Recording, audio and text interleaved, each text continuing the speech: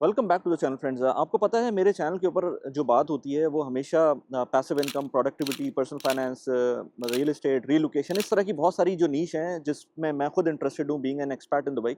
मैं अब उनके बारे में बात करता हूँ। सो जो पैसिव इनकम की जो एक नीश है उसके अंदर जब भी बात होती है तो हम बात करते हैं in terms of return. Let's say in dollar terms हम कहते हैं कि भाई 6 to 7 to 8 to 9 to 10%, यानी कि 6 से 10% के दरमियान आपको रिटर्न मिल सकता है, लेट्स से ईजिली। लेकिन बहुत सारे लोग कहते हैं ये रिटर्न कुछ भी नहीं है, हमें इससे ज़्यादा का रिटर्न चाहिए। तो मैं हमेशा लोगों को कहता हूँ कि इससे ज़्यादा का रिटर्न अगर आपको चाहिए ना तो आप पैसिव इनकम को भूल जाएं, फिर आपको एक्टिव की तरफ जाना पड़ता है। क्योंकि जो लोग आपको कहते हैं कि लेट्स से हम 5 to 10% आपको मंथली रिटर्न दे सकते हैं, वो फिर स्कैमिंग हो रही होती है वहाँ पर, क्योंकि पैसिवली इतना रिटर्न मुश्किल है। लेकिन एट द सेम टाइम बहुत सारे ऐसे एवेन्यूज़ हैं जिसके अंदर आप बिजनेसेस स्टार्ट कर सकते हैं, और बिजनेसेस के अंदर कुछ बिजनेसेस, अगर मैं दुबई के एक्सपर्ट्स के पॉइंट ऑफ व्यू से बात करूं तो उसके अंदर हम बात करते हैं लेट्स से लॉन्ड्री का, लेट्स से जनरल स्टोर्स का, या लेट्स से यहाँ पर बकाला कहते हैं उसको, उसका ड्राई क्लीनिंग सर्विस का, या कुछ लोग कहते हैं कि रेस्टोरेंट्स हम ओपन कर लेते हैं। अब रेस्टोरेंट्स या इस तरह के जो भी बिजनेसेस हैं, अगर आपके पास एक्सपीरियंस नहीं है तो बहुत मुश्किल है उसको सस्टेन करना। मैंने बहुत सारे ऐसी एग्जांपल्स देखी हैं जिसमें लोगों ने इस तरह की चीज़ें स्टार्ट की हैं एंड देन उसके अंदर उनको उस तरह के फ़ायदे भी नहीं हुए बल्कि इनफैक्ट नुकसान हो गया। एक चीज़ बहुत सारे लोगों को लगता है कि हम अगर घर पे बहुत अच्छा खाना बना सकते हैं खुद से, या लेट्स से हमारी वाइफ, हमारी मदर बहुत अच्छा खाना बना सकती है, तो हम रेस्टोरेंट बहुत अच्छा खोल सकते हैं। तो ऐसा बिल्कुल भी नहीं है, इसमें बहुत सारी चीज़ें और होती हैं जो कि एक्सपीरियंस से आपको पता चलती हैं। और फिर रेस्टोरेंट बिजनेस इटसेल्फ बहुत एक्सपेंसिव है टू स्टार्ट विद। अगर दुबई में बात करें तो 6-7 लाख दिरहम से तो मिनिमम आप किसी रेस्टोरेंट को का ऑपरेशन स्टार्ट करते हैं, फिर उसके जो ओपेक्स है वो अलग है। सो इससे पहले मैं मल्टीपल वीडियोस भी बना चुका हूँ विद शारिक एंड हसन। आज स्पेसिफिकली मेरा ये इनके साथ एक अपॉइंटमेंट था, शारिक और हसन के साथ। मुझे कुछ इनके रेस्टोरेंट्स को देखना था, नॉट रेस्टोरेंट्स, क्लाउड किचन्स को देखना था कि उनके ऑपरेशंस कैसे होते हैं। क्योंकि the good thing about this model is that आप अपनी जो स्टार्टिंग कैपिटल है वो बहुत कम होता है, यानी कि कंपेयर टू रेस्टोरेंट जिसमें मैंने बताया आपको कि 6 से 8 लाख दिरहम का कैपेक्स है, उसी की जगह पर अगर आप क्लाउड किचन स्टार्ट करते हैं तो वो समवेयर बिटवीन 350,000 दिरहम्स के करीब का एक्सपेंस होता है टू स्टार्ट विद। और उसमें कुछ 1 साल का आपको वो भी मिलता है, कुछ कैश उसके अंदर 1 साल के ऑपरेशंस का भी आपको मिल जाता है। और उसी के अंदर आप डिफरेंट ब्रांड्स भी ओपन कर सकते हैं थोड़े से एक्स्ट्रा पैसे देकर। तो मैं खुद भी इंटरेस्टेड था, तो मैंने कहा कि मुझे कुछ लोकेशंस दिखाएं। और आज वीडियो बनाने का कोई सच वो नहीं था हमारा, लेकिन मेरे पास ये DJI Osmo मौजूद था, माइक्स मौजूद थे। तो मैंने कहा वीडियो तो ज़रूर बना लेते हैं, क्योंकि इसको, इस पूरे प्रोसेस को मुझे खुद डॉक्यूमेंट करना है। और कुछ सब्सक्राइबर्स मेरे ऑलरेडी मुझे बता चुके हैं कि उन्होंने शारिक और हसन के साथ इंटरेक्शन की और उनके थ्रू कुछ क्लाउड किचन्स ओपन भी किए, क्योंकि मैंने इससे पहले काफ़ी ज़्यादा इसके ऊपर बात की है और वीडियोज़ भी बनाई हैं। सो शारिक और हसन दोनों मेरे साथ इस वक्त। थोड़ी-सी उनसे बात करते हैं, फिर देखते हैं कि किन क्लाउड किचन्स पे आज हमको ये लेके जाते हैं। तो हमने ऑल्दो के काफ़ी वीडियोज़ की हुई हैं पहले, बट स्टिल थोड़ा-सा अपने बारे में बता दें ज़रा। वली भाई की पॉडकास्ट पे आप लोगों ने देखा है हमें। मैं एक बिजनेस कंसल्टेंट हूँ, F&B कंसल्टेंट कहता हूँ मैं अपने आप को। रेस्टोरेंट और क्लाउड किचन मेरी स्पेशलिटी है। और आज आज का मकसद सिर्फ और सिर्फ ये है कि आपको एक टूर दिया जाए रेस्टोरेंट्स का, कि कहाँ कहाँ पे क्लाउड किचन्स हमारे पास मौजूद हैं, कहाँ कहाँ पे ऑप्शंस हैं, स्ट्रेटेजिकली कौन कौन सी लोकेशन पे हम लोग मौजूद हैं इस वक्त। राइट। और हसन भाई थोड़ा सा अपने बारे में बताएं, ऑल्दो के ड्राइव कर रहे हैं आप लोग मुझे वली के थ्रू जानते ही होंगे। मैं रियल एस्टेट एजेंट हूँ, मुझे तकरीबन 12 साल हो गए इस इंडस्ट्री में। और अब हमारा शारिक और मेरा कोलैब है और हम क्लाउड किचन्स के लिए काम कर रहे होते हैं दुबई में। अभी हम रिसेंटली एक मैदान का आपको ट्रिप करवाएंगे, मैदान के क्लाउड किचन का। सो शारिक, मुझे ये बताएं कि मुझे लोकेशन पर जाके आइडिया क्या होगा और मुझे किचन का एक्सेस होगा बाय द वे वहाँ पर? जी जी बिल्कुल, आपको किचन के अंदर लेके जाएंगे, ऑपरेशंस किचन के दिखाएंगे। किचन की तरफ या लोकेशंस की तरफ जाने का और आज ये ड्राइव थ्रू देने का मकसद सिर्फ और सिर्फ ये है कि हम स्ट्रेटेजिकली बता सकें कि हम कौन कौन सी लोकेशन पे अवेलेबल हैं और उन लोकेशंस पे क्यों अवेलेबल हैं और उन लोकेशंस की सिग्निफिकेंस क्या है, उन पर्टिकुलर लोकेशन से आप कितनी बड़ी टेरिटरी कवर कर सकते हैं। तो ये सारी चीज़ें आज हम डिस्कस करेंगे। और उन टेरिटरीज़ की सिग्निफिकेंस क्या है, उनका एवरेज टिकट साइज़ क्या है, क्यों हम डेरा साइड पे हमारा क्लाउड किचन क्यों नहीं है, उसकी क्या इंपॉर्टेंस है। हम मरीना साइड पे हैं, हम दूसरे अभी अभी हम मैदान में जा रहे हैं, मैदान वाले लोकेशन पे जा रहे हैं, तो हम स्ट्रेटेजिकली उन लोकेशंस पे क्यों जा रहे हैं। तो ये हम उस लोकेशन पे जाकर उस पर्टिकुलर लोकेशन की सिग्निफिकेंस को आपको इंशाल्लाह डिटेल तो में मुझे थोड़ा सा बताएंगे। एक्सप्लेन करें कि हम कौन सी लोकेशन पे जाएंगे। अभी पहले मैदान जाएंगे, सबसे पहले मैदान जाएंगे, उसके बाद फिर हम हिस्सा पे जाएंगे, मतलब बर्शा 3। उसके बाद फिर हम JLT की तरफ जाएंगे। अगर टाइम बचा तो हम मरीना भी जाएंगे और बिजनेस बे का भी किचन आपको दिखाएंगे। फिर सिलिकॉन ओएसिस में भी किचन है। तो अलग अलग लोकेशंस पे हमारे पास किचन मौजूद है। लेकिन कुछ ना कुछ आज हम जितना टाइम लिमिटेशन के साथ हम आज कवर कर सकते होंगे, इस वीडियो में हम इंशाल्लाह कवर करेंगे। इसमें आपने मुझे ये बताया था कि $100,000 जो जी कि अराउंड 350-67 जो भी आप समझ लें 365,000 दिरहम्स बनते हैं। जी इसमें मेरे पास क्या क्या ऑप्शंस हैं और मैं किस तरह से अपना बिजनेस स्टार्ट कर सकता हूँ, और उसमें लेट्स से एक किचन होगा या मल्टीपल उसमें कोई ब्रांड्स होंगी, और वैसे तो हमने इसकी डिटेल में पॉडकास्ट भी की हुई है, उसको जी जाके देख सकते हैं, बट लेट्स से अगर कोई नया बंदा है वो देख रहा है तो थोड़ा सा उसके बारे में बताएं। इसमें ना 2 अलग-अलग हिस्सों में पेमेंट्स होती हैं। पहला वैसे तो हम 300,000 दिरहम्स की बात करते हैं। ये जो 360 पे जो वैल्यू चली जाती है वो सिर्फ़ और सिर्फ़ एक बफर अमाउंट होती है कि हम जो एस्टिमेशन करते हैं, एंटिसिपेशन करते हैं, बिज़नेस प्रोजेक्शन करते हैं, अगर वो उसमें 20% का वेरिएशन एक्सपेक्ट कर सकते हैं हम बिज़नेस कैलकुलेशंस में। तो इस वजह से वो अगर हम ऐड करते हैं 300,000 में 20%, तो ये 360 तक की अमाउंट बन जाती है, इसलिए $1,00,000 की बात हो रही है। अदरवाइज ये 300,000 में एक मॉडल होता है जिसमें जो कैपिटल इन्वेस्टमेंट है, जो मॉडल को बनाने की कीमत है, वो 200,000 होती है और 100,000 उसके ऑपरेशंस मतलब रेंट और सैलरी वगैरह जब तक ऑपरेशनल ब्रेक इवन अचीव ना कर लें हम, तब तक की कैलकुलेशन होती है। तो एक पूरी कैलकुलेशन शीट है, वो हमने ऑलरेडी डिस्कस किया हुआ है और इन डेप्थ भी डिस्कस कर सकते हैं।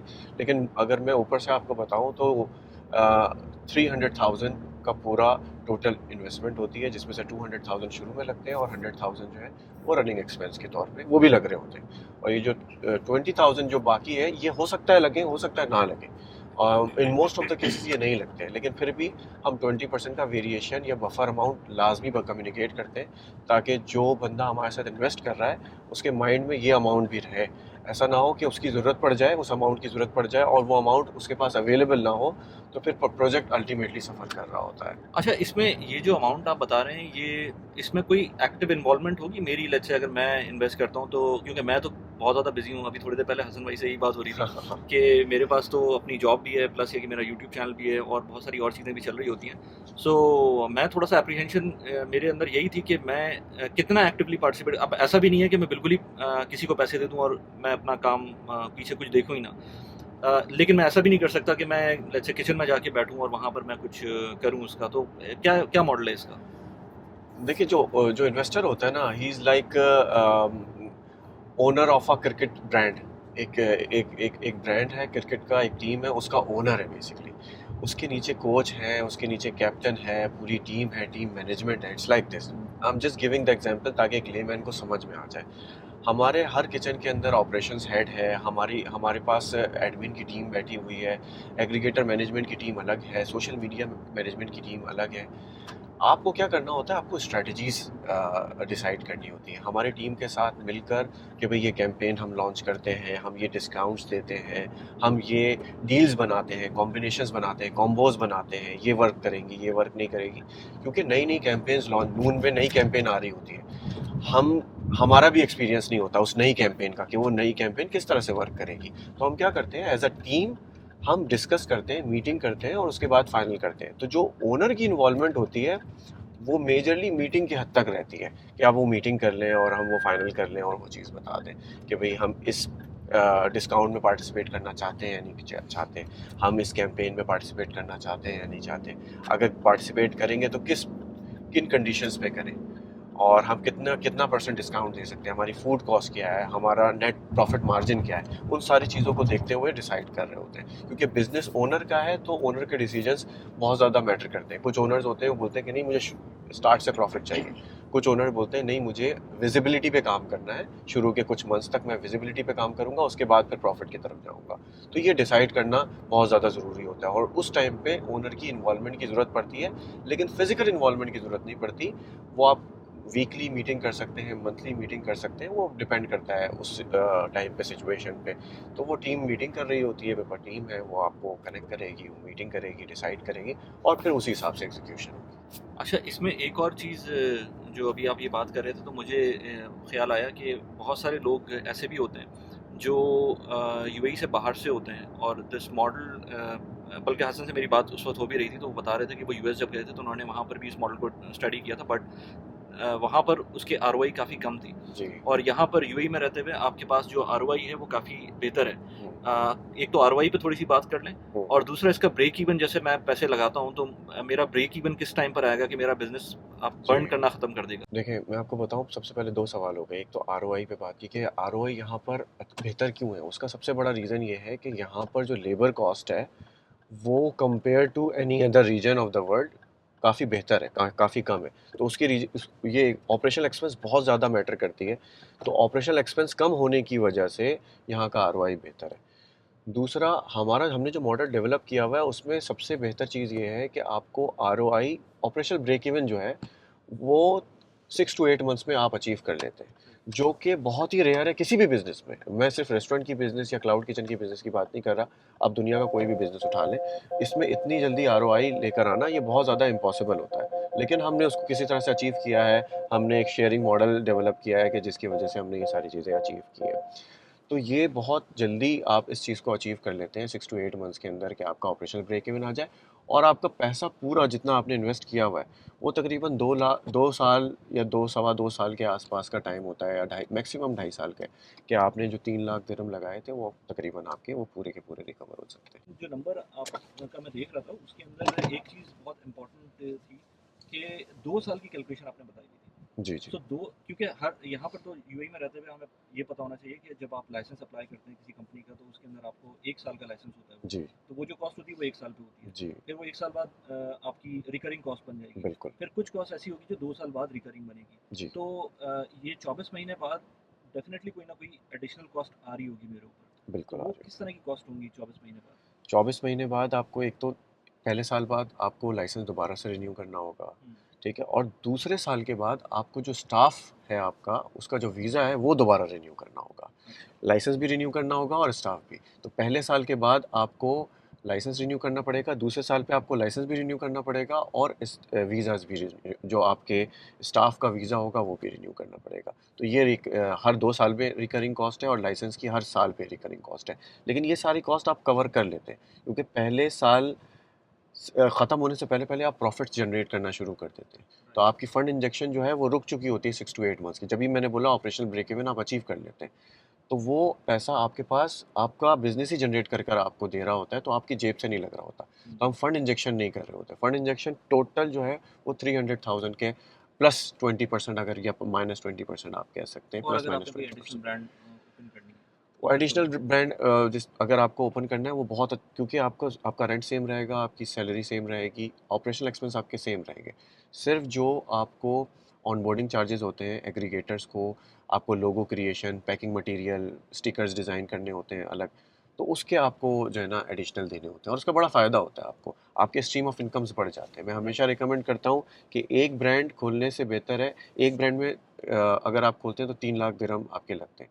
अगर आपको 4 ब्रांड खोलने हैं तो 4 लाख दिरहम में आप 4 ब्रांड खोल सकते हैं। ओके। ऑन एडिशन ऑफ 100,000 आपके 3 नए ब्रांड खुल जाते हैं, तो और उसमें सारी सारी चीज़ें कवर हो जाती हैं। अच्छा, हमारी जो कंसल्टेशन की फ़ीस है वो आप 1 ब्रांड खोलें या 4 ब्रांड खोलें उतनी ही रहती अच्छा, है। इसी पे मैं क्वेश्चन आने वाला था मेरा ये कि आपके जो कंसल्टेशन चार्जेस हैं ये आप जो 300,000 दिरहम्स है उसके अंदर इंक्लूडेड है ना? जी, इनको अच्छा, इंक्लूडेड है उसके बिल्कुल। अंदर अगर 2 साल पूरे हो जाते हैं तो वो फिर रिकरिंग कॉस्ट तो नहीं आएगी नहीं, ना? रिकरिंग कॉस्ट नहीं, क्योंकि आपका बिज़नेस सेटअप हो चुका है। अब हम तो सेटअप कॉस्ट लेते हैं ना, सेटअप तो हो चुका है, अब वो रिकरिंग कॉस्ट में नहीं जाता, बिल्कुल भी सही नहीं है। जाता। अच्छा, मुझे थोड़ा, अब गाड़ी रुकी गई है तो हसन थोड़ा सा आप मुझे ये बताएं कि हम कहाँ पर हैं और अभी हम क्या देख रहे हैं, प्लस ये कि इस एरिया की थोड़ी सिग्निफिकेंस बताएं, या हम बाहर उतर के देख लें इसको? श्योर, बाहर उतर के देख बाहर लेते हैं। उतर। अच्छा वली, इस एरिया की प्रेजेंस या इसकी वैल्यू क्यों ज़्यादा है? एक तो हम मैदान के एरिया में हैं। मैदान का मतलब ये है कि हम डाउनटाउन के बिल्कुल बैक साइड पे हैं, अलखेल के बिल्कुल साथ में और डाउनटाउन के बिल्कुल करीब में। प्लस मैदान अभी भी बहुत अनटैप एरिया है, अभी बहुत अंडर डेवलप्ड है, क्योंकि अगेन मैसिव एरिया इसमें, क्योंकि मैदान में आपको दुबई हिल्स भी आता है, बट इन बिटवीन अभी भी ये एरिया बनने में बहुत बाकी है। तो इसका मतलब अगर कोई बिज़नेस यहाँ करता है और 2-3 साल में डील सेट रेडी होती है, क्योंकि आपका क्लाउड किचन चलाना है तो आपको कस्टमर भी चाहिए उसके लिए। फिर यहाँ की जो बाइंग पावर है इटसेल्फ, यहाँ का जो मिनिमम अपार्टमेंट है वो 2-2.5-3 मिलियन तक का होता है। तो हमारे पास ये बड़ा एडवांटेज है कि यहाँ जो बाइंग पावर है लोगों की वो बहुत अच्छी है। तो अगर आप कोई रेस्टोरेंट खोलते हैं या क्लाउड किचन खोलते हैं, उस लिहाज से बड़ा एडवांटेज है। साथ साथ आप कौन कौन सी एरियाज़ को यहाँ कवर अप कर सकते हैं? आप नादुल शीबा है, मैदान है, इटसेल्फ मोहम्मद बिन राशिद सिटी, शोभा हार्टलैंड, साथ साथ में डाउनटाउन, बिजनेस बे। अगर आप थोड़ा बैक पे चले जाएं तो आपके पूरा बरारी, शेख मोहम्मद बिन जायद रोड, आपका ये वर्का, सिलिकॉन ओएसिस, ये पूरा पूरा एरिया भी आ जाता है। मगर अगर अगेन हम 10 से 15 किलोमीटर के रास्ते पर अगर बात करें तो मैं जैसे रिपीट किया कि ये मेजर एरियाज़ हैं और डीप पॉकेट एरियाज़ हैं जिनको आप कवर अप कर सकते हैं। सही। तो ये है। तो अगर अभी रेस्टोरेंट के अंदर या किचन के अंदर हम एक्सेस है हमारा जा सकते बिल्कुल, हैं? बिल्कुल। चलें ठीक है, अभी चलते हैं वहाँ आइए। पर। अच्छा, मुझे शारिक और हसन ने कहा कि मैं टोनी से बात करूं और यहाँ पर वो आप थोड़ा सा किचन का एक वॉक अराउंड दे देंगे और उसके बाद आप फर्दर डिस्कशन कर सकते हैं। तो टोनी हमारे साथ हैं। टोनी, कैसे हैं आप? अस्सलाम कैसे हैं? ठीक ठाक। मैं यहाँ का ऑपरेशन हेड हूँ। जी जी सो लेट आपको मैं टूर कराता हूँ अपने किचन का। जी जी बिल्कुल प्लीज जी। let's अच्छा, start यहाँ से from स्टार्ट here. करें। ओके। जैसे कि आप ये देख सकते हैं, ये हमारा बेवरेजेस डिजर्ट सेक्शन है। राइट। ठीक है, ये हमारा कोल्ड का सेक्शन है। ठीक है, हम्म। ये हमारा बेकिंग का सारा यहाँ पर होता है। हमारा सारा बेकिंग राइट। यहाँ पर सारे हमारा बेकिंग होता है। यहाँ पर बेकिंग की prep होती है। Please. ओके। और ये हमारे शेफ हैं चर्सी के। अस्सलाम वालेकुम। ये हमारी प्रिपरेशन है। यहाँ पर तंदूर वगैरह पे होता है। अच्छा, तंदूर भी यहीं पर है? Okay okay okay okay. ठीक है, ये हमारे हॉट सेक्शन है। सही यहाँ सही सब सही। कढ़ाइयाँ कढ़ाइयाँ राइस वाइस होते हैं। ओके। ये हमारा ग्रिल सेक्शन है। सारा बारबेक्यू ग्रिल्स होता है यहाँ पर। ओके, ज़बरदस्त ठीक है। ज़बरदस्त। ये हमारा प्रेप एरिया है जहाँ पर प्रिपरेशन करते हैं, मतलब कटिंग वटिंग ग्रिल्स वगैरह सही की। सही सही सही। और उसके साथ जैसे पीछे साइड पे है, तो ये हमारा स्किल सेटअप है। अप्रोक्सीमेटली हम लोग जो ऑपरेशन करते हैं, बहुत सारे ऑर्डर्स पैक होते हैं यहाँ से। Right. पैक होकर एवरीवन इज वेरी हाइजीन और सब कुछ क्लियर होता है। ठीक है। अप्रोक्सीमेटली अराउंड हम लोग 300 250-300 के करीब ऑर्डर हम लोग कर लेते हैं पर डे के हिसाब से। ठीक है, 250-300 ऑर्डर्स। ये एक किचन की बात करें? जी जी। एक किचन की बात करें। क्योंकि ओके। हमारा ऑपरेशन तो कितने 24/7 किचन है यहाँ पर? हमारे पास यहाँ पर डिफरेंट सेक्शंस हैं। जैसे बेकिंग का सेक्शन अलग है, सुशी का सेक्शन अलग है, हमारा हॉट का सेक्शन अलग है, तंदूर का सेक्शन अलग है, ग्रिल का सेक्शन। तो हमने एवरी चीज़ सेक्शन बाय सेक्शन की हुई है। ज़बरदस्त। Thank you very much Soni.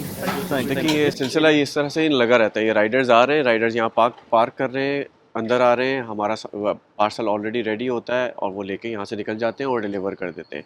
तमाम एग्रीगेटर पे हम ऑनबोर्ड करते हैं अपने सारे क्लाइंट्स को। तलबाट, डिलीवरू, नून, करीम, कीता is also a very big player right now. तो आप देख रहे हैं जो राइडर्स की तादाद आप देख रहे हैं पीछे से आते जाते, ये हमारे पास आ रहे हैं और सामान ले रहे हैं और पिक कर रहे हैं और लेकर जो है ना वो निकल रहे हैं। तो ये पूरा एक हमारा प्रोसेस डिज़ाइन हुआ है। ठीक है वली, तो अब हम हैसा किचन पे चलते हैं और उसकी इंपॉर्टेंस बताता हूँ मैं आपको। ऐसा यहाँ से कितनी दूर है? तकरीबन 15 से 20 मिनट की ड्राइव होगी। चलना सही, चलते हैं। अच्छा शारिक, एक चीज़ इम्पॉर्टेंट ये कि इसके अंदर जो भी रेस्टोरेंट होता है या खाने पीने की चीज़ें होती हैं या कोई भी बिज़नेस होता है, उसका पीक टाइम होता है जिस टाइम पर हम उसको स्टार्ट कर सकें किसी बिज़नेस को, या उसमें पीक टाइम आता है या लो टाइम आता है। तो जो रेस्टोरेंट बिज़नेस है या क्लाउड किचन है, इसके अंदर जो पीक टाइम या लो टाइम है वो क्या है, और बिज़नेस को स्टार्ट करने का टाइम, बेस्ट टाइम क्या हो सकता है? देखिए ये स्ट्रेटेजिकली ना रीजन पे डिपेंड करता है कि कौन से रीजन में आप बिज़नेस कर रहे हैं। अगर आप दुबई की बात करें तो आपको पता है कि दुबई में टूरिज़्म जो है वो बहुत ज़्यादा बढ़ जाता है विंटर्स में। और जब टूरिज़्म बढ़ जाता है तो मतलब ओवरऑल आबादी बढ़ जाती है दुबई की, और जब आबादी बढ़ जाती है तो यकीनन टारगेट ऑडियंस बढ़ गई। अब जब टारगेट ऑडियंस बढ़ गई तो आपका बिज़नेस बढ़ गया। तो राइट टाइम स्टार्ट करने के लिए जो है ना वो है कि आप इस सीज़न में स्टार्ट करें जिस सीज़न में इस वक्त है। जो विंटर्स स्टार्ट हो रहे हैं इस टाइम पे ना, तो ये विंटर वाला सीज़न जो पूरा है वो समझ लें कि अप्रैल के एंड तक या मई के स्टार्ट तक जो है ना टूरिस्ट यहाँ पर रहता है और आबादी बढ़ जाती है यहाँ पर।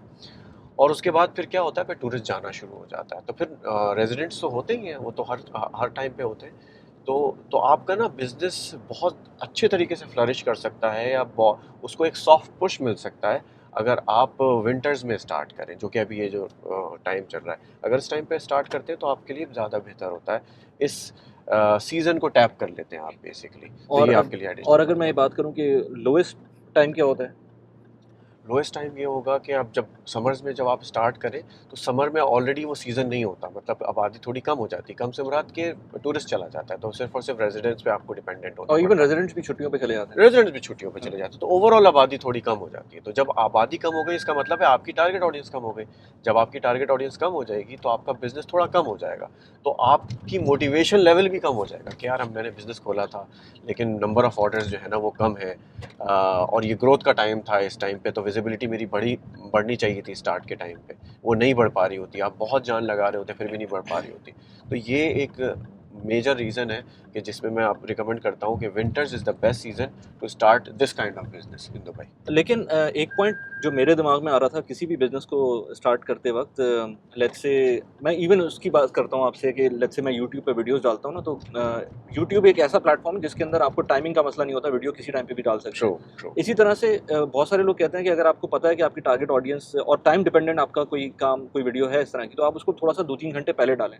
तो हम ऐसा नहीं कर सकते, लेट्स से अगर इवन हम लेट हो गए तो हम उसको इस तरह समझें कि थोड़ा सा वार्मिंग अप टाइम है आपके पास, आपका एसईओ बेहतर हो सकता है, उसी टाइम में आप जो आपके एग्रीगेटर्स हैं उसके अंदर आपकी रैंकिंग इंप्रूव कर सकते हैं, उसमें काम कर सकते हैं, क्योंकि अब आपके पास थोड़ा 1-2 महीने का टाइम होगा। अगर आपके पास थोड़ा सा उसमें लेट्स से आप तहम्मुल से काम लें।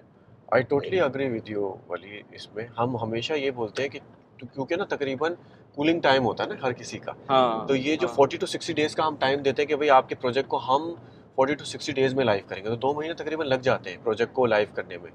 तो अगर आपको सीज़न नहीं मिला तो अगर आप ऐसे टाइम पे स्टार्ट करें कि जिस टाइम पर आप अपनी रिसर्च वर्क होता है पूरा, मैंने आपको बताया एग्रीगेटर पे रिसर्च वर्क होता है, कंपटीशन एनालिसिस होता है, गैप एनालिसिस होता है, रेसिपी ट्रेनिंग होती है, रेसिपी बुक फाइनलाइजेशन होती है, टेस्टिंग एंड ट्रायल के प्रोसेसेस होते हैं। अगर ऑफ सीज़न आप ये सारी चीज़ें अपनी कंप्लीट कर लेते हैं, ऑफ सीज़न मतलब जब समर सीज़न की मैं बात कर रहा हूँ, और आपने राइट टाइम पे जो जैसे विंटर्स स्टार्ट हो रहे हो और उस टाइम पे आपने लाइव कर लिया या पिक कर लिया, तो ये सबसे बेस्ट होता है। सबसे बेस्ट सिनेरियो तो ये होता है कि आप अपनी सारा होमवर्क जो है, सारे रिसर्च वर्क जो है वो समर सीज़न में कर और उसके बाद फिर विंटर सीज़न को टैप कर लें। अदरवाइज़ फिर हम क्या करते हैं कि जैसे इस टाइम पे अगर हमारे पास कोई आएगा तो हम कोशिश करेंगे, मेक श्योर करेंगे कि 40 डेज़ में इसको लाइव करें, 60 डेज़ तक लेके ही नहीं जाएं। या कब कुछ सिनेरियोज़ में हमारे कुछ क्लाइंट्स हैं, हसन जानते हैं, जिनको हमने 30 डेज़ में लाइव किया, सिर्फ इस वजह से कि सीज़न का मैक्सिमम टाइम ये जो है वो टैप कर लिया जाए, ताकि off season maximum time utilisation हो जाए, सीज़न की मैक्सिमम टाइम यूटिलाइजेशन हो जाए इन टर्म्स ऑफ बिजनेस। तो यहाँ पर आपको क्या लगता है कि एक तो ये मुझे ये बताएं कि यहाँ पर किस तरह के कस्टमर प्रोफाइल है, या हर तरह के लोग आपको डिलीवरीज जो होम बेस्ड डिलीवरीज हैं, फूड डिलीवरीज हैं, वो करवाते हैं? देखिए इस वक्त अगर आप एक रेस्टोरेंट भी खोलेंगे ना तो भी उसमें 70% से ज़्यादा बिजनेस आपका डिलीवरी का होगा। तो ये चीज़ हमें अंडरस्टैंड करनी है कि डायनेमिक्स क्या है दुबई की डायनेमिक्स ये है कि आपको सालिक, अभी हम जा रहे हैं ना, हम सालिक पे करते हुए जा रहे हैं, हमने सालिक पे किया है जो टोल जिसको कहते हैं। अच्छा अभी हम रोड पर हैं, अगर हसन ने स्पीड थोड़ी सी मज़ीद बढ़ा दी तो एक फ़ाइन भी लग जाएगा 600 दिरहम का, हमें से स्पीड का फ़ाइन लग जाएगा। फिर हम जहाँ पहुँचेंगे वहाँ पे हमें पार्किंग भी पे करना है, और अगर पार्किंग पे करना भूल गए तो उसका भी फ़ाइन हमें पे करना पड़ेगा। तो ये सारी चीज़ें ये सारी चीज़ें सिर्फ हम फेस नहीं कर रहे, ये हर कंज्यूमर या हमारी जो टारगेट ऑडियंस है ये सभी फेस कर रही है। तो इस वजह से ये जो डिलीवरी प्लेटफॉर्म्स हैं या डिलीवरी बिजनेसेस हैं वो इसीलिए ग्रो कर रहे हैं क्योंकि बहुत ज़्यादा पोटेंशियल है। कोई भी नहीं चाहता ये सारी जो मैंने आपको लिस्ट गिनवाई कि भाई कैमरे फ़ाइन लग सकता है, ओवर स्पीड का फ़ाइन लग सकता है, सालिक पे करते हुए जाना है, हमें पार्किंग भी पे करनी है, हमें फ्यूल अगर एक कट मिस कर दिया अगर हमने तो फिर जो है ना 20 मिनट और हमें जो है ना दूसरा कट से घूम कर आना पड़ेगा। तो ये सारी जो चीज़ें हैं ना ये माइंड में रहती है कंज्यूमर के, और जब कोई कंज्यूमर ये सारी चीज़ें कंसीडर कर रहा होता है तो फिर वो बोलता है कि बेटर है कि मैं जहाँ बैठा हुआ हूँ 15 मिनट में मेरी डिलीवरी आ जाएगी, 20 मिनट में, और मैं यहीं पे बैठ कर एंजॉय करूँगा अपने दोस्तों के साथ। तो वो ज़्यादा बेहतर है या ज़्यादा फीजिबल है, ज़्यादा ईजी लगता है। तो इसी वजह से अगर आप एक रेस्टोरेंट भी खोलते हैं और आप मिलियंस ऑफ दिरहम लगा कर भी रेस्टोरेंट खोलते हैं, अभी हम हैसा पे जा रहे हैं, अभी हम जहाँ पर मैदान में थे, आप अगर एक छोटा सा एवरेज साइज भी रेस्टोरेंट खोलेंगे ना तो आपको की मनी देनी पड़ेगी, 2-3 मिलियन तो आपको की मनी देनी पड़ेगी, 1-8 मिलियन में आपका रेस्टोरेंट रेडी होगा। अगर आप प्रीमियम एरिया में खोलते हैं एक रेस्टोरेंट तो बहुत ज़्यादा उस पर एक्सपेंसेस आते हैं। बिजनेस बे के एरिया में खोलें आपको 22 से 25 मिलियन लग जाएंगे सिर्फ एक रेस्टोरेंट खोलने में। क्यों? क्योंकि वो शॉप वाला दुकान बंद करके बैठा हुआ होगा, लेकिन वो छोड़ के नहीं जाएगा। वो बोलेगा यहाँ पर जब भी मैं छोड़ के जाऊँगा, जिसको मैं दुकान दूंगा उससे मैं की मनी लूँगा मैक्सिमम, और उसको की मनी मिल भी जाती है। अच्छा, ये की मनी के जब आपने बात मुझसे पहले कर रहे थे तो मुझे उससे वो याद आ गया, जो डोमेन लोग बाय कर लेते हैं, महंगी महंगी डोमेन्स बाय, सस्ती डोमेन्स बाय करते हैं और फिर वेट करते हैं उसको, हर साल उसके प्रीमियम पे कर रहे होते हैं। वेब डोमेन की बात कर रहा हूँ, बिल्कुल बिल्कुल। उसमें आप 20-20 साल लगा देते हैं, लेकिन 20 साल बाद आपको एक ऐसा पैसे मिलते हैं कि वो सारे पैसे पूरे हो जाते हैं। तो वो इसी तरह से की मनी है यहाँ पर रेस्टोरेंट। यहाँ पर भी की मनी, वो दुकान बंद करके बैठा हुआ है, लेकिन किसी और को नहीं देगा, क्योंकि जब भी कोई आएगा, कोई भी बड़ा ब्रांड आएगा उससे लेके, वो वाकई 20 मिलियन 25 मिलियन दे देगा उसको उस जगह, क्योंकि जब वो भी छोड़ के जाएगा तो हो सकता है तब तक उसकी की मनी 40 मिलियन में पहुंच चुकी हो, तो वो 40 मिलियन लेगा उस जगह के। तो इस तरह से मरीना में हमारा जो किचन, तो अगर हम आपको स्ट्रेटेजिकली ऐसे लोकेशन पे प्लेस करते हैं जो कि बहुत महंगे हैं, जैसे आप बताएं जेटी में हमारा किचन है, मरीना में हमारा किचन है, बिजनेस बे में हमारा किचन, मैदान का किचन अभी आपको दिखा दिया, अभी हम वर्षा लेके जा रहे हैं अभी आपको। तो ये वो लोकेशंस हैं जो कि आप बहुत ही ज़्यादा, वहाँ का एवरेज टिकट साइज़ भी बहुत अच्छा है, बिजनेस अच्छा है, और वहाँ पर अगर आप रेस्टोरेंट खोलने जाएंगे आपको बहुत पैसा खर्चा करना पड़ेगा, लेकिन आप क्लाउड किचन खोलें तो बहुत ही फ्रैक्शन ऑफ द अमाउंट में आप जो है ना क्लाउड किचन अपना ओपन कर लेंगे, और ये बाकी सारी जो हैसल मैंने आपको बताई वो भी नहीं होगी। तो ये हर तरह से एक नो ब्रेनर एक सोल्यूशन है। अगर फूड इंडस्ट्री में स्टेप इन करना है, आपका बचपन का ख्वाब है कि आप रेस्टोरेंट इंडस्ट्री में कुछ करना चाहते हैं, तो cloud kitchen is the solution. Right. अच्छा, मैं एक चीज़ आपसे उस वक्त भी पूछी थी कि इसमें आपको पता चलता है कि डेमोग्राफिक्स क्या हैं आपके कस्टमर्स की, इससे कुछ आइडिया होता है कि आप जो ऑर्डर कर रहे हैं वो लोग जो लेट्स से ऑर्डर कर रहे हैं पाकिस्तानी, इंडियन है, या वो तो आपको कुजीन से भी पता चल जाता है कि कौन सी कुजीन के ज़्यादा ऑर्डर्स आ रहे हैं, बट आपको पता तो चलता होगा कि जो एग्रीगेटर्स हैं वो आपको फीडबैक देते होंगे कि इस एरिया में कौन सी नेशनैलिटी ज़्यादा है, इस तरह का कोई आता है आपके पास? इन डेप्थ स्टैटिस्टिकल डेटा आता है हमारे पास, और ये वो डेटा है वो किसी के पास नहीं है। मैं बहुत प्राउडली ये वाली बात अपने कस्टमर्स को और क्लाइंट्स को बोलता हूँ कि ये जिस डेटा पे हमारा एक्सेस है, उस डेटा पे किसी का भी एक्सेस नहीं है। तो वो जो डेटा है वो बहुत एक्सपेंसिव और बहुत ज़्यादा वैल्यूएबल है हमारे लिए भी, हमारे क्लाइंट के लिए भी, क्योंकि उसी के बेसिस पे हम पूरा बिजनेस मॉडल क्रिएट करते हैं।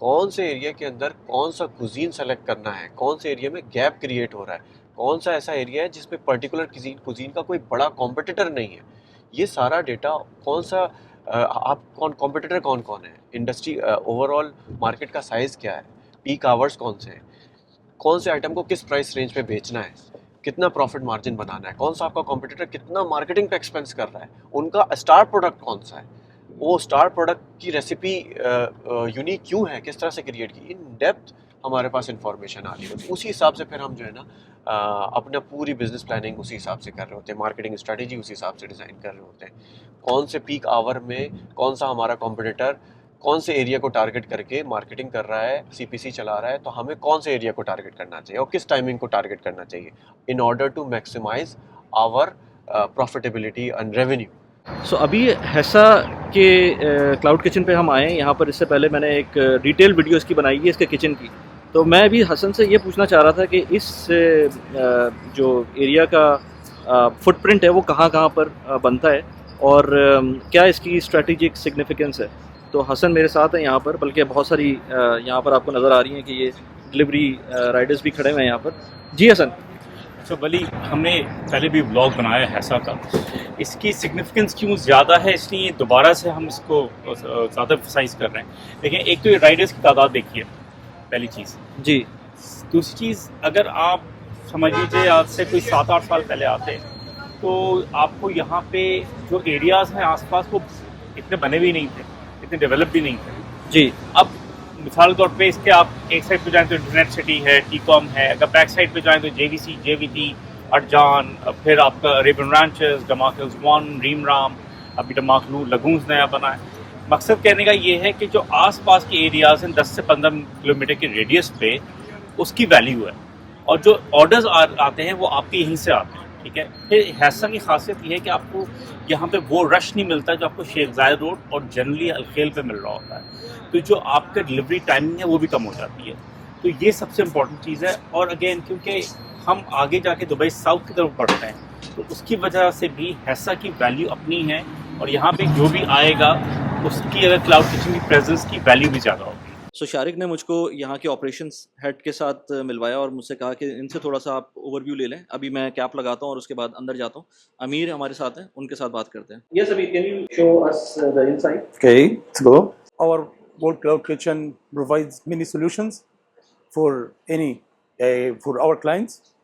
We maintain all operation control, from staff management, from inventory management, from any other stuff in our kitchen. You don't need to come here to kitchen to make the operate yourself. We can maintain all operation stuff or operation goals or operation work from us. As you see, this kitchen have a boot wash area, have here any preparation area for cuts, for meats, for chicken. You can do all things far away your kitchen. So your kitchen must be clean all the day. As we see, safety and gas pipes, all maintenance things, all safety things are so good here. We have many partitions here. As you see, another preparation area and another boot wash area. Other side, no need to supervise by yourself. No need to come here by yourself. We provide all operation work, from staff operation, from inventory operation, from daily operation work. All we provide. So Amir, what kind of Cuisine? cuisine you are in charge of right now? We now have cuisine of Italian cuisine and Lebanese cuisine and Turkish cuisine and the Iranian cuisine. Any cuisine you want to open, we have the most talented chef to operate this cuisine. We have also Arabic cuisine, and sushi cuisine, Japanese and China cuisine. All you need, all you want to open, just call us, just contact with us, and we will provide you most talented chefs and most talented operation management. तो अभी मैं kitchen के अंदर था, तो kitchen के अंदर तो बेसिकली इसकी पूरा ब्लॉग हमने एक अलग से बनाया था, उसको अलग से मैं कार्ड पे लगा भी दूंगा। इस पर्टिकुलर किचन का हमने अलग से हाफ एन आवर तक ब्लॉग बनाया था, तो वो जाके आप देख सकते हैं। Amir, thank you very much. I believe you are from Egypt, right? I'm from Egypt. You're from Egypt, and what about Egyptian cuisine? I can see a very not much of Egyptian cuisine on Talabat or Noon. No, we have to increase our Egyptian cuisines here. Yeah, I mean it's a big country. So, Big country and very, very delicious food, man. Yeah, of course. Of course. We want to open an Egyptian cuisines here. Egyptian cuisines in Dubai have a very, very promising idea because there is a lack of number of cuisines here. So if we can open Egyptian cuisines here, it will be so promising. Right. Okay. Thank you very much. Thank you. Thank you very much, man. So हेसा street के बाद next stop हमारा GLT है। GLT की क्या significance है और कौन कौन से एरियाज को कवर करता है, मैं अभी हसन से पूछता हूँ। अच्छा वली, जैसा आपको पता है हम जेएलटी में, अब जेएलटी खासियत ये है कि इटसेल्फ इसके A to Z क्लस्टर्स हैं। हर क्लस्टर में 3 बिल्डिंग्स हैं और ये कंक्रीट जंगल है, साथ में आपके इसका मरीना है, पाम है, टीकॉम है, मेन शेख ज़ायद रोड है, पीछे फोर्ट जान, discovery gardens, Ibn Battuta mall, ये सारे एरियाज़ जो हैं यहाँ पे कवर अप हो रहे हैं। तो इस एरिया की अपनी इम्पोर्टेंस बहुत ज़्यादा है। और फिर अगेन अगर आपका क्लाउड किचन है तो आपके ऑर्डर्स का रेशियो बहुत ज़्यादा बढ़ जाता है। मुझे शारिक ने कहा है कि ये जो जीएलटी वाला किचन है इसका थोड़ा सा अंदर से भी मैं देख लूँ, तो मैं अभी अंदर जा रहा हूँ। अहमद मेरे साथ हैं, उनसे ज़रा इसका ओवरव्यू लेते हैं। ये हमारा आर क्लाउड किचन का ये हॉट स्टेशन है। यहाँ पे हम हॉट जो आइटम्स होता है, ये वो एशियन स्टेशन है। ये फ्राइज़ वगैरह आपका टॉस ये इधर होता है। ये हमारा डिस्पैच एरिया है, तो हम इधर से डिस्पैच करते हैं एरिया से। ये हमारा सलाद बार है इधर आपका, तो सलाद स्टेशन है। ये जो भी सलाद बोल्स ये ऑर्डर्स हम इधर से करते हैं। अच्छा अहमद, यहाँ पर आप मुझे ज़रा थोड़ा सा एक्सप्लेन करेंगे कि किस तरह से वर्किंग हो रही होती है? ये हमारा मल्टीपल कुजीन्स है और यहाँ पे मल्टीपल एग्रीगेटर्स है, जैसे कि आपका तलाबात, करीम, नून, कीता, डिलीवरो, और सब ऑर्डर हम कुछ ऑर्डर्स हम डिवाइस के थ्रू भी एक्सेप्ट करते हैं और मेनली हम जो करते हैं ग्रेवटेक के थ्रू। तो ग्रेवटेक के थ्रू जैसे ग्रेवटेक क्या है?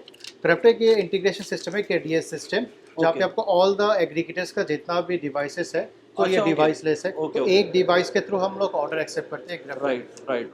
तो ये ऑर्डर्स अब ये जो आप देख रहे हैं ऐसे ऑर्डर्स आते हैं, फिर ये किचन में जाते हैं, किचन से उधर से पैकिंग होकर डिस्पैच ये एरिया से हो जाता है। ओके। ये है हमारा लास्ट 3 मंथ्स का ब्रांड परफॉर्मेंस जो अक्टूबर 1 से दिसंबर 21, तो आपका ग्रॉस सेल 3,42,000 ये दिखा। तो इसमें करीम, तलाबाट, डिलीवरू, नून, कीता ये सब आपको दिखे। ये अभी ब्रांड लॉन्च हुई है? ये लास्ट 3 मंथ्स, 3 मंथ 2.5 मंथ्स हुआ है ये। ओके। अक्टूबर 1 से मैं दिसंबर 21 तक आपको दिखा रहा हूँ। अच्छा, ये करीम का सबसे ज़्यादा यहाँ हाँ, पर करीम का सबसे ज़्यादा है। आप अगर ये चैनल वाइज देखेंगे तो आपको इधर दिख जाएगा। करीम का सबसे ज़्यादा ऑर्डर्स है जो 2234, फिर आपका आ गया तलाबात, फिर आपका डिलीवरू, कीता और नून। है? राइट। और कितनी इसकी टोटल सेल्स है? इसका 3,42,959 ये जो सेल्स है। ओके। और अच्छा, इसमें मेजर करीम का पार्ट है? मेजर करीम का ये जो एरिया है डीप पॉकेट एरिया है हमारा, तो इसमें करीम का सेल सबसे ज़्यादा होता है। सही सही सही सही, ठीक है। तो मेरे दिमाग में 2-3 क्वेश्चंस हैं, वो अभी मैं शारिक से और हसन से पूछता हूँ। एक तो ये कि अगर कोई इसको स्टार्ट करता है, इस तरह का बिज़नेस करता है स्टार्ट, और मैं ये सोच रहा था कि जो एग्रीगेटर्स होते हैं इनका काफ़ी ज़्यादा कट होता है, और इंटरनेशनली आपने काफ़ी अप्रोच देखा होगा ये रेस्टोरेंट्स की तरफ से भी, यूएई में भी और वैसे भी, कि भाई रेस्टोरेंट्स का ज़्यादातर जो वो है प्रॉफिट्स हैं वो आपके कम हो जाते हैं once you start these aggregators और इनके साथ कोलैबोरेट करते हैं। तो इज़ इट पॉसिबल कि क्लाउड किचन में हम खुद से अपना काम स्टार्ट कर दें? एक तो ये, और दूसरा ये कि इंटरनेशनल इन्वेस्टर्स के लिए जो कि यूएई में इन्वेस्ट करना चाहते हैं उनके लिए क्या ऑप्शंस हैं? सो पहला मेरा क्वेश्चन शारिक के साथ है कि पॉसिबिलिटी क्या है अगर हम इस तरह के एग्रीगेटर्स को बाईपास कर दें? देखिए, एग्रीगेटर्स इतने ज़्यादा बड़े हो चुके हैं ना, इतने जाइंट हो चुके हैं कि हमें उन पे डिपेंडेंट रहना पड़ता है, क्योंकि कस्टमर एक्विजिशन वहीं से हो रहा होता है। अब आप मुझे बताएं कि आपके पास कितने रेस्टोरेंट की एप्लीकेशंस मोबाइल में डाउनलोड हैं। आपके पास हो सकता है 1 या 2 मैकडॉनल्ड्स की होगी या किसी एक बड़े चेन की होगी, लेकिन आप हर जगह की एप्लीकेशन आपने नहीं रखी हुई होगी। लेकिन आपके पास तलाबात भी होगा, डिलीवरू भी होगा, नून भी होगा, कीता भी होगा, करीम भी होगा, सारे एग्रीगेटर होंगे। तो होता क्या है कि जिस तरह की प्रमोशंस ये लोग लगा रहे होते हैं उससे बड़ा एडवांटेज होता है। ये एक पहला पॉइंट। तो कस्टमर एक्विजिशन हमेशा जो है ना वो वहीं से होता है। कस्टमर रिटेंशन को करने की कोशिश की जा सकती है, लेकिन उसकी भी कुछ लिमिटेशन है। उसकी लिमिटेशन ये है कि हमारे पास एक-एक टाइम पे हम अपने क्लाउड किचन में एक सेटअप में आप कितने राइडर्स अफोर्ड कर सकते हैं। ज़्यादा से ज़्यादा 5 कर लेंगे, 10 कर लेंगे, 15 कर लेंगे, उससे ज़्यादा तो नहीं कर पाएंगे ना, क्योंकि उनको सैलरी देनी पड़ती है, उनको अकोमोडेशन देनी पड़ती है, उनको वीज़ा देना पड़ता है, सारी चीज़ें होती हैं। तो लेकिन हमारे पास एक-एक वक्त में 50-50 ऑर्डर आते हैं, एक वक्त में। ख़ास तौर पे जो पीक आवर्स होते हैं, लंच आवर या डिनर आवर्स जो होते हैं, उसमें एक-एक वक्त में 50-50 ऑर्डर आ जाते हैं। तो उन 50 ऑर्डर्स को एग्जीक्यूट करना, अब 50 ऑर्डर्स लेकर 50 राइडर्स आपके चले गए और उसके बाद फिर एक और 50 ऑर्डर्स हमारे पास आ गए, तो जब तक वो वापस नहीं आ जाएंगे तब तक वो ऑर्डर्स लेट होते रहेंगे। तो क्योंकि कॉन्सेप्ट तलाबात का या जितने भी एग्रीगेटर प्लेटफॉर्म है उनका इस तरह से है कि जो भी अवेलेबल राइडर करीब में होता है वो अभी डिलीवरी किसी और की डिलीवरी देकर फ्री हुआ है, वो उस एरिया के अंदर आ गया है, अब वो वहाँ से ऑर्डर पिक करेगा और दूसरे एरिया के अंदर चले जाएगा। इनका एल्गोरिथम इस तरह से डिज़ाइन हुआ है कि उनको वापस नहीं जाना पड़ता ओरिजिन पे, लेकिन अगर हम अपने राइडर रखेंगे तो उनको बैक टू ओरिजिन आना पड़ेगा, रेस्टोरेंट तक आना पड़ेगा। तो इस तरह की इस चीज़ के लिए हमें एडवांटेज लेना पड़ता है, हमें डिपेंडेंसी शो करनी पड़ती है एग्रीगेटर के थ्रू, क्योंकि हम एक-एक वक्त में 100-100, 200-200 राइडर्स तो हम अपने क्लाउड किचन में अफोर्ड ही नहीं कर सकते। हमारा बिज़नेस मॉडल इसकी इजाज़त ही नहीं देता कि हम इतने ज़्यादा बड़ी टीम को लेकर चलें क्लाउड किचन के अंदर। राइट, ज़बरदस्त। अच्छा शारिक, एक और चीज़ यहाँ मैं ये देख रहा था कि अब जेएलटी का एरिया जो है काफ़ी प्रीमियम किस्म का एरिया है in terms of rental of course.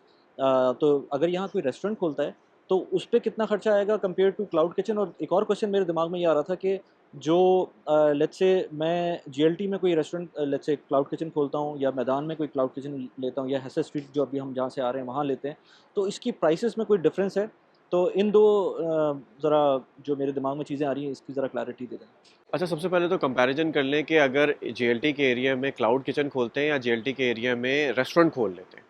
अच्छा, सबसे पहले तो हमें ये समझना पड़ेगा कि अगर हम रेस्टोरेंट भी खोलते हैं ना, तो 70% से ज़्यादा रेवेन्यू जो है वो हमारा एग्रीगेटर प्लेटफॉर्म से ही आएगा। जितने भी रेस्टोरेंट्स यहाँ पर चल रहे हैं या दुबई के अंदर चल रहे हैं, उनका 70% से ज़्यादा रेवेन्यू जो है वो एग्रीगेटर के थ्रू ही आ रहा है। एग्रीगेटर मतलब तलवार, डिलीवरू, नून, करीम, कीता, ये सारे एग्रीगेटर्स हो गए। तो आप बड़ा रेस्टोरेंट भी खोल लेंगे, उसके बावजूद आपका मेन स्ट्रीम ऑफ इनकम जो है वो एग्रीगेटर के थ्रू होगी। जेएलटी का जो प्रीमियम एरिया है, यहाँ पर अगर आप एक रेस्टोरेंट खोलने जाते हैं तो आपको 20 मिलियन से ऊपर लग जाएगा खर्चा। उसका रीज़न ये है कि यहाँ पर की मनी चलती है, ये एरिया ऐसा है की मनी चलती है। यहाँ पर एक रेस्टोरेंट वाला है या एक शॉप खाली पड़ी हुई है, इस वक्त हमारे बैक साइड पे एक शॉप है खाली पड़ी हुई है, ये बहुत सालों से खाली है। क्यों? क्योंकि इसका 23 मिलियन की मनी चल रही है, और जब तक कोई एक अच्छी पार्टी नहीं आएगी, बड़ी पार्टी नहीं आएगी, उनको की मनी के तौर पे 23 मिलियन नहीं देगी, तब तक ये खाली नहीं करेंगे। एनुअल रेंट देते रहेंगे ये, लेकिन ये जगह खाली नहीं करेंगे, क्योंकि उनको पता है कि ये इस जगह की इतनी वैल्यू है। क्योंकि 2 साल बाद 3 साल बाद जब वो भी बिजनेस करके चले जाएंगे या जा रहे होंगे, या 10 साल बाद, तो इसकी हो सकता है की मनी 50 मिलियन पे पहुंच चुकी हो। तो जिस तरह से हमारे इंडो पार्क में पगड़ी जिसको कहते हैं, यहाँ पर की मनी चलती है और बहुत हैवी, और प्रीमियम एरियाज़ में हैवी चलती है। तो आप सोचें कि इतना ज़्यादा पैसा लगा के आप रेस्टोरेंट खोलेंगे, उसके बावजूद आपका 70% रेवेन्यू जो है वो फिर भी आपका एग्रीगेटर प्लेटफॉर्म से ही आना है, और आपको लेवल प्लेइंग फील्ड मिल जाएगी। आप 3 लाख या 1 लाख डॉलर लगा कर आपने कुछ ब्रांड्स बनाए, 3 ब्रांड्स 4 ब्रांड्स बनाए, और उसके बाद आप कॉम्पीट कर रहे हैं किससे? तलबात के प्लेटफॉर्म पे आप किससे कॉम्पीट कर रहे हैं? जिसने 25 मिलियन 30 मिलियन लगाकर यहाँ पर जो है ना एक सेटअप किया हुआ है, और उसका भी मेन्यू उसी तरह से अपलोड होगा, आपका मेन्यू भी उसी तरह से अपलोड होगा, और वो भी 70% रेवेन्यू जो है वो भी तलबात से ले रहा होगा, एग्रीगेटर प्लेटफॉर्म से ले रहा होगा, आप भी एग्रीगेटर प्लेटफॉर्म से ले रहे होंगे। तो प्रीमियम एरियाज़ के अंदर, ख़ास तौर पे प्रीमियम एरियाज़ के अंदर बेहतर है कि आप क्लाउड किचन खोलें, कम पैसे लगाएं, फ्रिक्शन ऑफ द अमाउंट में आपका क्लाउड किचन खुल जाएगा। अदरवाइज़ बहुत ज़्यादा आपको पैसा लगाना पड़ेगा, और आपका जो ब्रेक इवन है वो आप 3 साल बाद एक्सपेक्ट करें, 4 साल बाद एक्सपेक्ट करें, और रिटर्न ऑफ इन्वेस्टमेंट तो फिर अभी आप इसकी बात ही नहीं करें। जब तक कॉन्सेप्ट नहीं पता चलेगा, तब तक मैं आपको एज अ कंसल्टेंट बता भी नहीं सकता कि ये 10 साल में रिकवर करेंगे आप पैसा, या 20 साल में रिकवर करेंगे आप पैसा। Right, thank you. अच्छा, एक बात जो हमने बीच में वीडियो में भी बात की थी, बीइंग एन इंटरनेशनल इन्वेस्टर, जो कि मेरे चैनल के ऊपर बहुत सारे लोग होते हैं, पूछ रहे होते हैं इस बारे में, तो उनके लिए $100,000 में अगर वो चाहें कि अपनी मल्टीपल ब्रांड्स बना लें फूड की, तो इज़ इट पॉसिबल, और उसका क्या सिनेरियो बनेगा, ये मैं ज़रा हसन से बात करता हूँ, क्योंकि इनकी भी मल्टीपल ब्रांड्स यहाँ मौजूद हैं। अच्छा वली, एक सबसे इम्पोर्टेंट जो क्वेश्चन मुझसे होता भी है, लोग कहते हैं आपकी प्राइस ज़्यादा है, या आप इतने में, लेट्स से माय प्राइस है 300,000 for one brand, $100,000 for 4 brands. क्या एक passive 300,000 dirhams for one brand, for one brand और $100,000 फॉर 4 for ब्रांड्स, four- जो कि लगभग आपके 4 लाख दिरहम बन जाते हैं। ठीक है। अच्छा, क्या इसमें एक पैसिव बिजनेस हो सकता है, नहीं हो सकता, जिसमें आपकी शमूलियत की कोई ज़रूरत ही नहीं है? आप ओवरऑल अगर वर्ल्ड वाइड देखें कि आप $1 लाख में एक फ्रेंचाइज बना सकते हैं, in all inclusive your prices, your chef salaries and all inclusive, नहीं, पॉसिबल नहीं है। तो अगर आप दुबई जैसे शहर में, स्पेशली जैसे हम JLT के एरिया में खड़े हुए हैं, ये सबसे प्राइम लोकेशन है ओवरऑल दुबई की, तो इतने से बजट में अगर आप एक पैसिव बिजनेस जिसकी ब्रेक इवन टाइम 6 से 8 महीने का है, क्या हो सकता है? पॉसिबल है? ये पॉसिबल ही नहीं है। तो हमारी प्राइस बहुत रीज़नेबल है, एंड अगेन आप 4 वर्चुअल ब्रांड्स $100,000 में बना रहे हैं, तो अगेन एज एन इन्वेस्टर आपकी विन विन कंडीशन है, आपका रिस्क बहुत बहुत कम है, और फिर प्रॉफिट मार्जिन का रेशियो बहुत ज़्यादा है। तो ये मेरा अपना पॉइंट था, जो मैं समझता हूँ कि जो हमसे सवालात हो रहे थे उसके लिहाज से मैं रखूँ। Thank you Shariq and Hasan.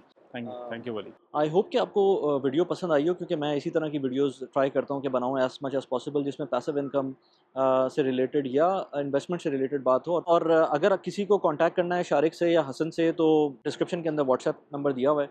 आज मैंने इन 3 जगहों को विज़िट किया है, एंड जो लास्ट टाइम हमने विज़िट किया था हैसा स्ट्रीट वाले जो क्लाउड किचन था, उसकी डिटेल वीडियो आप अगर देखना चाहते हैं तो नीचे मैंने डिस्क्रिप्शन में डाली हुई है, कार्ड में भी नज़र आ रही होगी, उसको आप जाके देख सकते हैं अगर आपको डिटेल एनालिसिस चाहिए कि किचन में काम कैसे होता है। इसके अलावा आपने यहाँ पर भी देख लिया, तो कोई क्वेश्चन हो तो पीछे नीचे कमेंट भी कर सकते हैं, और शारिक और हसन का व्हाट्सएप नंबर भी दिया हुआ है, उनसे कांटेक्ट कर सकते हैं।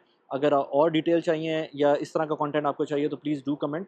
स्क्रीन के ऊपर आपको कुछ वीडियोस नज़र आ रही हैं जिनमें मैं रियल एस्टेट की बात कर रहा हूँ या लेट्स से और इन्वेस्टमेंट्स की बात कर रहा हूँ, वो आप जाके देख सकते हैं। Thank you very much.